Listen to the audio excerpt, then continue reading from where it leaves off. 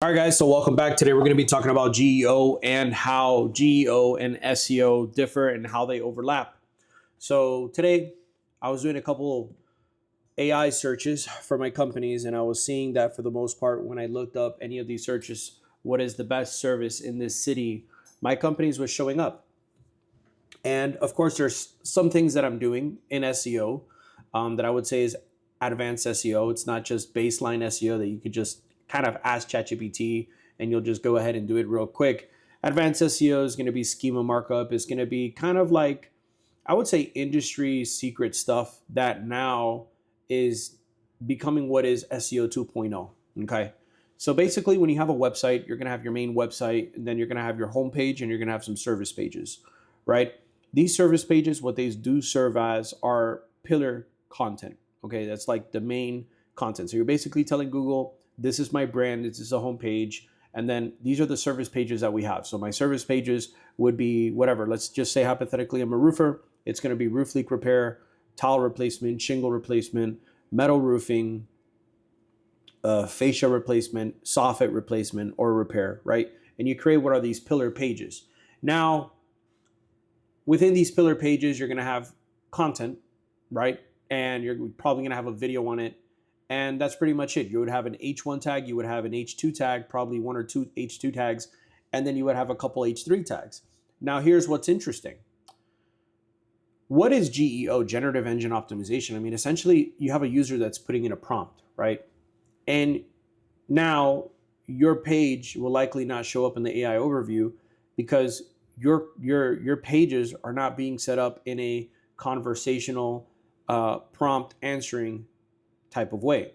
So hypothetically, let's say you have a roofing company.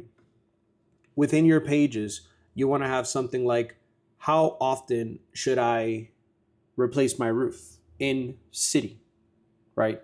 This is going to be a prompt, or this is essentially a conversational question that you have within your internal pages that when someone searches up that question, okay, considering that you have hundreds of other pages built within your website, we're going to get into that and what pages you would build. But that right there is answering a question, okay? So let's take a step back. Before you do anything, let's talk about schema markup. Schema markup is structured data that ChatGPT could do it for you. But you need to make that schema markup very rich, and you need to help Google understand what services you offer, what's your business, what's the brand, do you have any sub-locations of that brand? The schema markup is a back-end code that allows Google to understand more about your business, okay? If you do not have structured data on your website, forget about everything that I'm talking about. Forget about prompts, forget about pillar pages, forget about any of these things. It doesn't matter.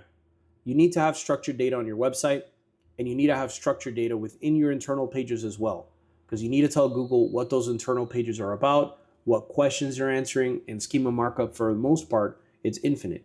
There is no real, I would say, maximum length for schema markup.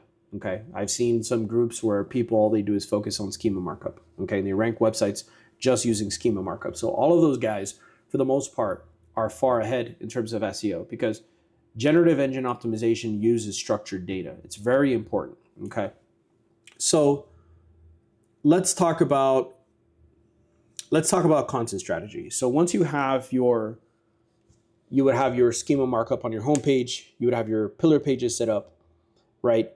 You want to make sure that you have that H1 tag correctly, okay? This is where SEO and GEO overlap. And then you're going to have your H2s. So where do you have these conversational questions are going to be in your H2 tags. Your H2 tags are now going to be conversational questions. So I'll put it like this. What is what is a skylight repair or something like that, right? If you're doing a skylight installation and repair landing page, you need to have conversational questions that align with that specific service in your geographical area, okay, which is a whole nother thing. You have to understand that the three pillars of where algorithms operate on is going to be proximity, relevancy, and authority, prominence. Your prominence is going to come from your backlinks. It's going to come from different mentions of your business across the web, which could be press releases, could be different things like that. Proximity is going to be how close you are to the searcher, and are you in that city? And then the next thing is going to be relevancy. So your content have to be relevant. And this is one of the most important things now. So you got to have these type of prompt H2 tags on your site. Okay. And then after that, you got to make sure that the text underneath it is actually, I would say, more of a reference point that the AI can use it as reference. Okay. So it's not just, just 3 or 4 sentences. You want to make it content heavy, which is a whole nother topic. Because I remember a few years ago, Neil Patel was talking about making landing pages, 10,000 words, 20,000 words. And I never really paid much attention to it, because what I would do is that I would just make a landing page 2,000 words, and I would rank because I would do that. I would interlink. I would do a lot of the things that GEO is now. I would have structured data. I would be interlinking within each landing page, which helps the generative engine understand the different services that the company offers. And of course, I was doing citations and, again, backlinking. And that was enough, and it still is enough. But now generative engine optimization is taking a change, guys. So before we go back into content strategy, the whole concept of search engines having like a top 10 results, that might disappear within the next, I would say, year to 2 years. There might not be another top 10 results. It might just be the query. You search the query, and Google Maps is still going to stay around because it's still very content heavy and it's needed, and people like to look on the map and they like to look at different businesses and restaurants near them. So the Google Maps isn't going anywhere. ChatGPT and all these different search engines are pulling up from Google Maps, but the concept of there being search results is pretty much near the end. Okay, guys. So let's go back into content. So how it works, benefits, right? You want to have an FAQ block. So this is another thing I started doing a year back. I started adding FAQ blocks to all of my landing pages. When I did that, there was a massive rise in all of my rankings for those internal pages, because again, you just become more prominent, you become more relevant for the topic that you're talking about. So there's a big thing, which is authority. Google likes authority content. They like for brands to be an authority. How can you make your brand an authority? You're going to make your brand an authority by creating content consistently. Okay. So you're going to have content scheduled on your website to go be published, probably on a WordPress blog. Okay. That's connected to your website. And, you're going to go and you're going to start dripping out content that has to do with things in your industry. Now, for the most part, guys, realistically, there's an infinite amount of data that you can be talking about, different things in your industry, different events that happen, different studies that are found, right? Different tools that are made, right? New equipment that comes out. Realistically, there's no end to the amount of content that you can be putting on your website. Now, that content, what it does is that it makes your website more authoritative, and Google finds your website to be something that it can reference more, as well as AI, right? Now, when you create the content itself, remember this like structure. It's going to be an H1 tag, then it's going to be H2. H2s, you can basically have as many as you want on your site, as long as your content is long enough. And then under your H2s, you're going to have H3s, okay? Under an H3, you could have H4s, and that's it. But you don't have an H3 under an H4. It's an H4, done. So it's H1, H2, H3, H4. H4, H4, maybe you have another H3 because it's still under that H2. It still makes sense. And then after that, you create another H2. Okay, so that's the order of the heading tags. For me, I keep it simple. I put a couple H2s, probably 5 or 6, and then I'll put the H3s as service pages. Always have your service pages on your website as H3 tags, because this is a big signal to Google to say, this is something I want you to pay attention to. This are other services that we offer. And you outbound link from those, you internal link from that H3 to your internal pages. Now, in terms of content, guys, there is a website called Answer the Public. It's made by Neil Patel. I recommend that you guys get ubersuggest.com. Ubersuggest is a tool which basically gives you lifetime tracking for like $1,000, or there's some other options here, but get Ubersuggest. Ubersuggest gives you access to like all these different tools. And what you're going to see with Ubersuggest, I'm actually going to pull it up here for you guys now. I'm going to show you here. I know I'm not doing a screen share, but I'm going to be showing you guys here on the camera. Is all the different questions and queries that you need to optimize for. which is a lot. It's a lot, guys. It's a lot of work to get done. And there's not going to be a lot of people that do it. There's not going to be a lot. So if you do the work, you're pretty much guaranteed the #1 spot. Trust me. All right, so I'm going to go to keyword visualization. I'm going to go add a keyword. I'm going to put roofing. I'm going to put Miami.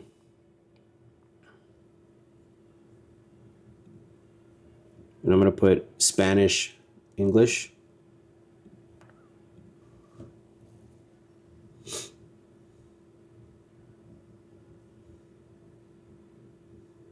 It's loading right now. Let me show you guys. So as you guys can see here, see if it loads, see if, bring this ISO down a little bit here for you guys. Okay, we're gonna be able to see all of these different types of questions, right? This wheel here. And this wheel is essentially all the different types of questions people ask in related to roofing. Okay.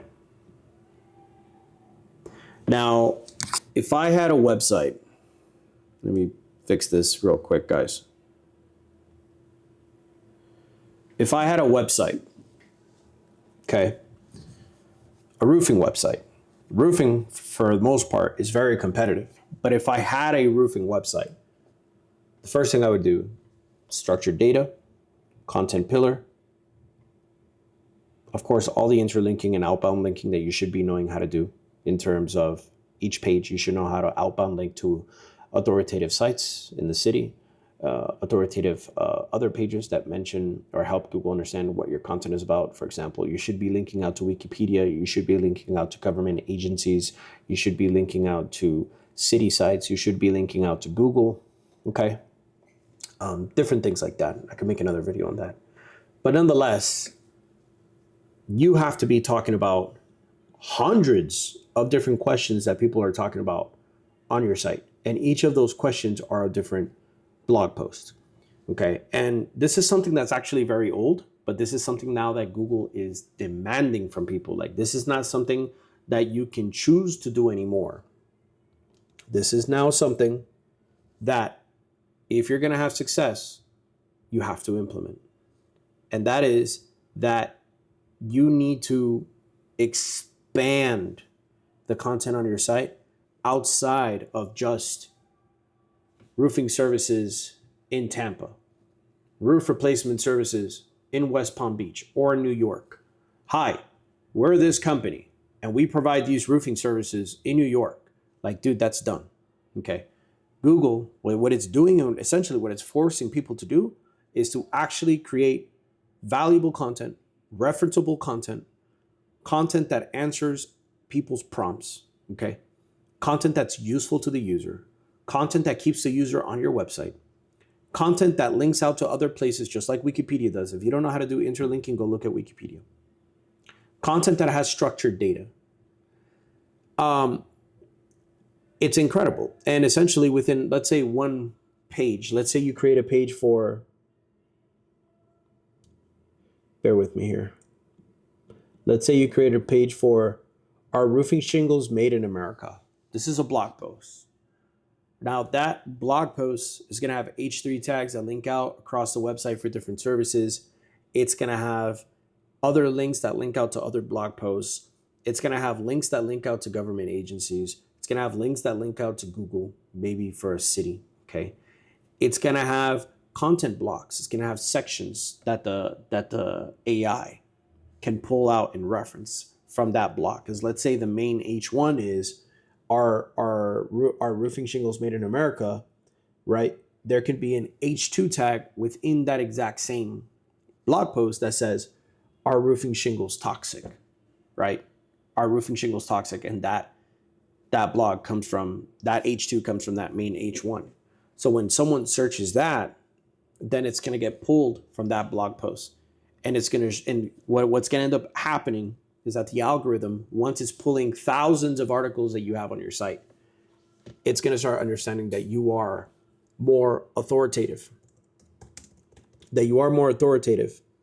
And it's a framework that Google likes, and it's called EAT, which is experience, expertise, authoritativeness, and trustworthiness. That is the key to GEO. Again, experience, expertise, authoritativeness, and trustworthiness. The more that you can show Google your experience and that you're authoritative, again, guys, let's go back to the 3 pillars of all search engines. It's going to be relevancy, prominence, and proximity, which really is relevancy, proximity, and then prominence. At the end of the day, prominence is being more authoritative. Relevant is showing that you have your expertise and your experience. Your trustworthiness as well is going to come from different social signals. It's going to come from traffic that comes into your site, right? There's a lot of different factors that affect trustworthiness. But nonetheless, what I want to tell you guys, Ari, come here. What I want to tell you guys is that you need a content heavy site that is answering all of these questions that people could potentially ask. And you need to beat your competitors. You need to be number one. You can't wait for someone else to start beating you to start doing this stuff. Okay? So there's another one here. Back every claim in solid reference studies, examples, use data, citations, and original insights. Realistically, your content just needs to be correct. And yes, you can link out to other places that are high domain authority websites that say the same thing. Like I told you, link out to Wikipedia, link out to government sites, link out to these places. I mean, even before I even read this, I already told you guys, okay? Because realistically, again, this is just an overlapping SEO and GEO stuff. Content architecture. So there's going to be knowledge blocks, short sections and stuff like that, like what we talked about. You have an H1, and then that H2 is like a content block that it can pull data from. But to take it further, that H2 tag and that content block can now link into a whole new blog post that is focused primarily on that H2 tag, okay? Because don't forget, your pillar content is going to be the H1. The H1 is the main topic. Now the H2 is a subtopic. It's a content block of that H1. But that H2, not the H2 itself, but the actual text, there could be text there that links out to another blog that now reinforces and lengthens the content of what that H2 is talking about, right? So our roofing shingles made in America. That H2 is our roofing shingles toxic. And then it talks about it. But then that will link out to a whole nother blog post that says, are roofing shingles made in America or are all roofing shingles toxic to the environment, right? And now you have a whole new page of data to make you more of an expertise, more authoritative, more relevant, and more prominent. Now that you guys understand this, right? The content can go pretty deep. I would write it there on the whiteboard, but you can go deeper into content, deeper and deeper and deeper, okay? You have the top of the site is your homepage. Then you're just going to come down and you're going to have these internal pillar pages. Inside of those internal pillar pages, that can all spread out into different blog posts. And those individual blog posts can all spread out into other blog posts. And they could all link into each other. They'll all link back to each other, being relevant, right? Not crossing, but linking up. The only reason they'll cross is if they make sense when you're interlinking. But nonetheless, what I want to tell you guys is that it's essentially a lot of content work, which is great with ChatGPT, okay? And then aside from that, once you understand all of this stuff, right? I mean, I always talk about having name, address, and phone number consistency across the web. I don't know how many times I've said it. I've said it on this channel. I've said it on YouTube. I've said it on my stories. NAP, name, address, and phone number consistency. If you do not have name, address, and phone number consistency, turn off this video. Don't watch me. Get off my channel. Unsubscribe. Unfollow. Because literally, you're just wasting your time. You need to do name, address, and phone number. Consistency is the most important thing that you have to do inside of your business. Okay. After you do name, address, and phone number, consistency, you have your Google business, you have your website, you have images posted, you have your social profiles, you've posted on your social profiles. I mean, this is literally the basics. This is the foundation. Okay. If you haven't done those things, stop watching this video, get to work. You got foundation work to do. Okay. So we talked about internally linking. We talk about pillar and cluster, pillar content, which is the same thing, clustering data within the blog post, how I explained it to you. We talked about building pages. Let me see here. Factual blocks, snippet cards. So basically, once you create your internal page and it has its heading and its subheadings and everything, what you're going to do is you're just going to have schema markup on that page. The schema markup creates the structured data, and this is how the AI is going to understand it. Okay. You could, someone can read this and it sounds super complicated, but it's really not. It's almost the same thing that if you've really done SEO in your life, it's kind of the same thing. It's just one or two steps further. And that's what makes it advanced SEO. That's what makes it like kind of secret SEO that a lot of people were doing, which now Google's forcing people to do. Because Google's not going to take shitty content anymore. If your content is not on point, if your content is not optimized, if your content is not linking out, it's not prominent, it's not expert, it's not authoritative, it's not educational, it's not trustworthy, you're done. Okay? So Google's not taking no BS no more. I'll give you another story. Back in 2016, 2017, you could have a Google business profile called Roofing New York, Roofing Miami, Roofing Los Angeles. That went out the window. Google now forced people to have brands. They must be able to differentiate themselves. Why? Because the AI needs to understand that that brand is connected to whatever content is on the web about that brand, right? Roofing Los Angeles is just a generic key term, which doesn't help the algorithm understand what that website or that company actually offers, because Roofing Los Angeles can be a generic search term across millions or hundreds of millions of different landing pages. So Google had to stop that and say, okay, look, you have to have a brand in your Google business profile or you're out. Okay. So the same way that I forced people to have brands and not just have generic websites, the same way now it's forcing people who have companies to actually create long-lasting, user answering, prompt answering content that actually keeps the user engaged on your profile, to where you're actually using heading tags correctly, to where you're actually interlinking correctly. Google is forcing you to learn real SEO. If you do not learn real SEO, basically advanced SEO, is generative engine optimization.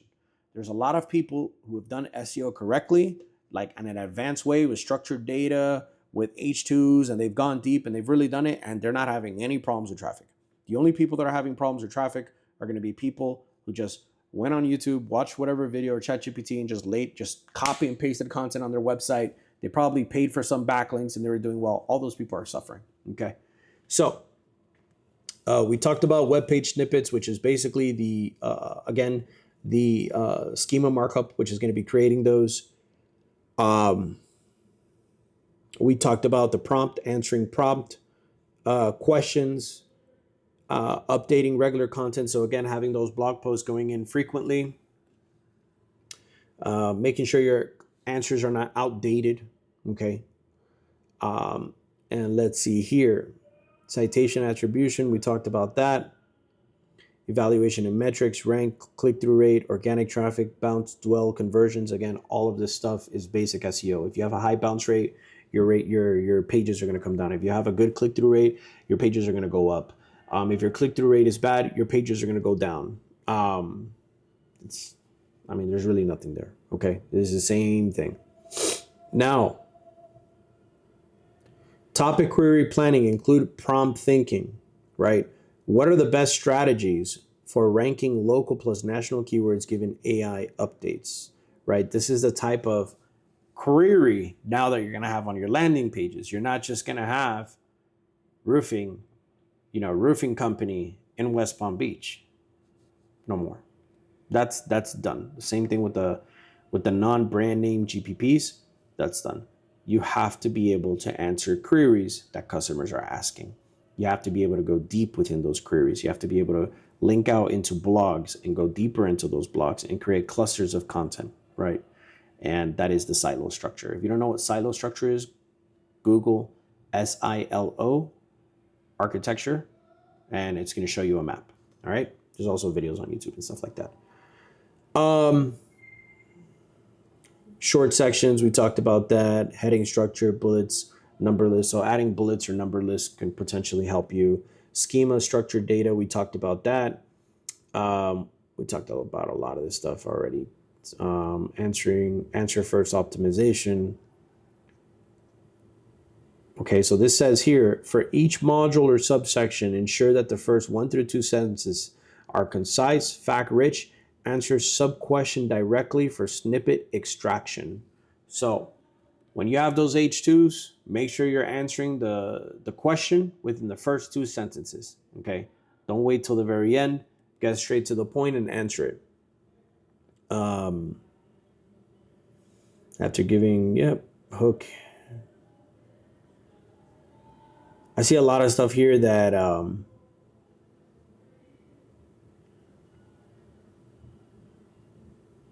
it says here, treat content as living, update modules as new facts, stats, or changes occur, which is also another thing.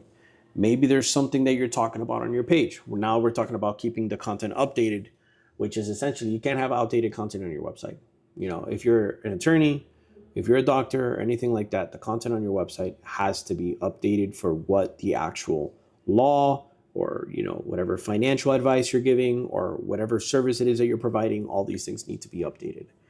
Now, I want to talk to you guys about something a little bit more advanced, because once you start having all these things put together, there's going to be a step that you guys are going to have to overcome. And again, it is going to be backlinking. Backlinking is what you don't want to do because it's tiring, it's exhausting, it's hard to find high quality backlinks. It's tough to create, I would say, relationships with other companies that would be willing to do a reciprocal link. But nonetheless, you need backlinks and you need high quality backlinks, okay? Go on majestic.com and you need to start looking up for a place that you can leave links. I'm going to give you guys a hint. If you guys go on government sites, if you guys go on any type of sites, forums, there's abilities for you to leave links, comment links, or blog comment links. Those links are do follow links. If you don't know what a do follow and a no follow link is, go look it up on Google. Okay, do follow pass link juice, no follow doesn't not pass link juice. But nonetheless, what you need to do is make sure that all of these different pages that you're building have the proper anchor text distribution. For the sake of the video, I'm going to go here and show you a company here that I built that has good anchor text distribution. Okay.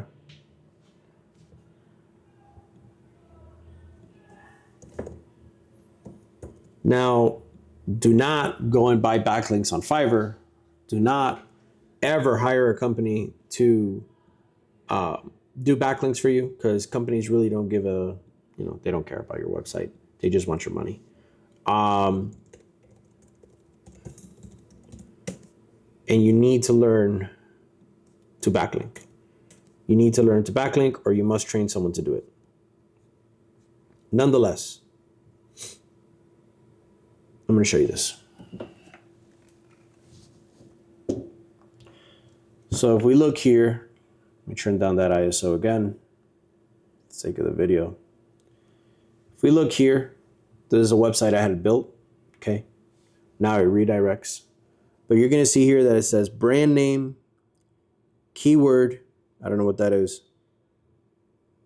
naked URL, related keyword with city and state, related keyword, city and state, website, which is a generic one that should be over here, these, exterior and interior painting services, city and state, house painting services, city and state. Now, when you are creating these backlinks, okay, You're not just going to be able to go and pay for them like that. Okay, give me 1 second here, guys.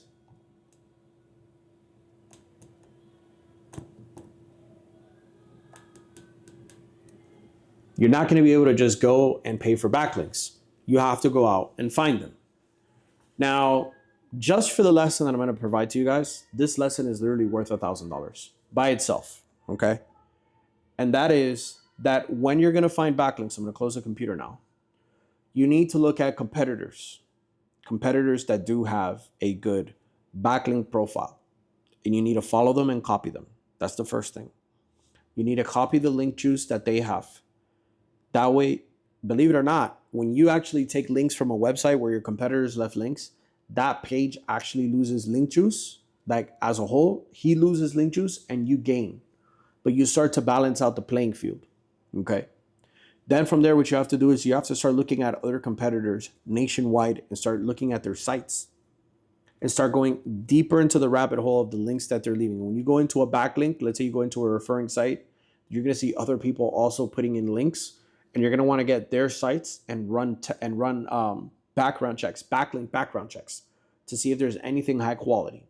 You don't have to go after the low quality backlinks. I don't care if they're authoritative. I want you to go after high quality backlinks with trust flows that are 20 or above. Citation flow that's close to the number of trust flow. You want it to be equal. Okay, that's called the golden ratio. But nonetheless, you always want a higher trust flow on your website. Now, trust flow, having a high trust flow on your website is going to make your site more trustworthy in the eyes of Google, because it means that other websites are linking back to your website. It is very hard to manipulate. It is not easy to get a high quality backlink from an authoritative website. But if you can do it, you're going to start seeing, if everything else is done like what we talked about this entire time, that yes, your pages are going to begin to rank higher. Now, here's the thing. Ranking number 1 on Google doesn't automatically trigger what is an AI overview. But what it is going to do is that it's going to help Google create more trust. If your page is number 1 and you start adding content, you start doing all the things we talked about, answering the who, what, where, benefits of something, etc., creating the content sections with the H2s, and then in that H2, like it just said, answer the question within the first 2 sentences. Then I implore you to link out to another page, and in that page, expand on what that H2, that section block is talking about. Okay, and you can continue to repeat that process. This type of blogging, this type of content strategy, believe it or not, has existed since 2012. People knew that this was the way that you had to blog. People never did it because they got away with creating lesser valuable content and still ranking high on search engines because they understood interlinking and backlinking. That's it. But those days are gone. You cannot just interlink and you cannot backlink anymore. Okay, because you have to answer the queries. You have to answer the prompts that people are putting. You have to answer their questions, and those questions have to be answered within your pillar pages. So you're going to have pillar pages on your website. Those pillar pages are going to have content blocks. Those pillar pages are going to have structured data.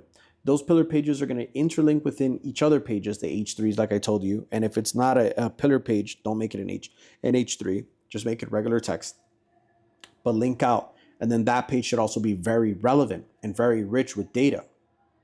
Okay. And map consistency. I mean, immediately, your SEO foundation has to be on point. Once your SEO foundation is laid down, you pretty much have 30 to 40% of what GEO is.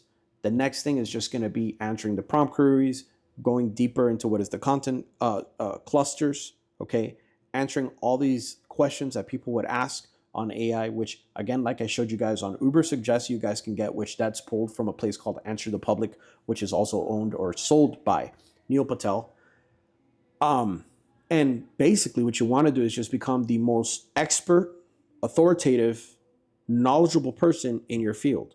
So if you're talking about, if I have a roofing company, I'm not just talking about the roofing services or the install, and stuff like that.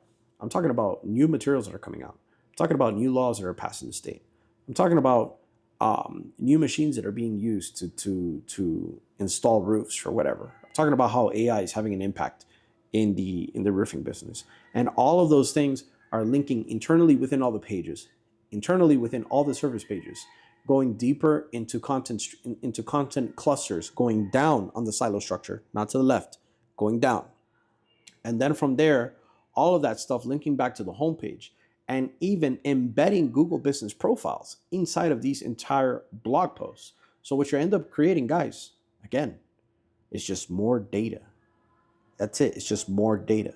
But now it's data that's being fed not just to search and not just to rank brain, right, or the search engine algorithms, but now it's being fed into generative engines, and these generative engines want their answers they want their questions answered. They want the people who are answering the questions to have an in-depth answer, and they want to find brands that are able to answer all of them. Okay, and once you start creating this content, just like SEO, it takes time before the AI can start kind of understanding your brand, the content, and everything else. But that's it. It's literally, that's all it is.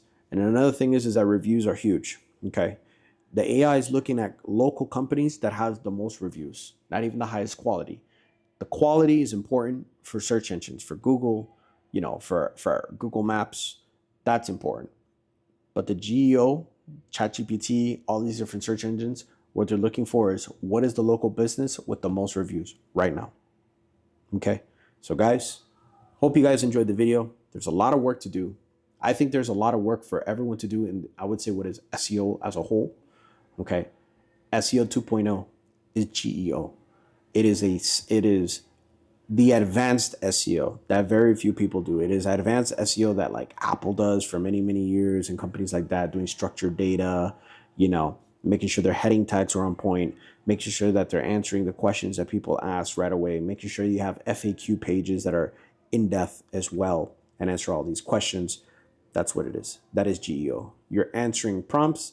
You're putting content sections inside of your pillar pages that are controversial, or not controversial, conversational queries that when customers ask, you give the answer, your brand shows up, your brand has the most reviews, your brand has the best backlinks with the best anchor text distribution, your brand has everything, okay? And then from there, you guys show up number one. And the craziest thing is now, before we make a close here, is that Google is removing content. Google is eliminating content from their search engines because they only want to show the best content to the user, right? How many people go to page 2 or page 3 or page 4? Very few. So what ends up happening is that when you go on ChatGPT or any other AI, now we're looking towards the future, this is just hypothesis, okay? You're going to start seeing that the ChatGPT is only pulling in the first 5 results, the first 3 results that's on Google, which comes to show you that if you're not the first 3, I mean, all the GEO is very important, right? The SEO 2.0 is very important. But if you're not top 3, if your company doesn't have the most reviews, you're not going to show up. You're no longer playing by the game of Google and like the maps and how it was. You're now playing with the game of AI. And I think that the more AI evolves, the more the maps is going to basically mirror the ranking algorithm. So I'll see you guys in the next video. Take care.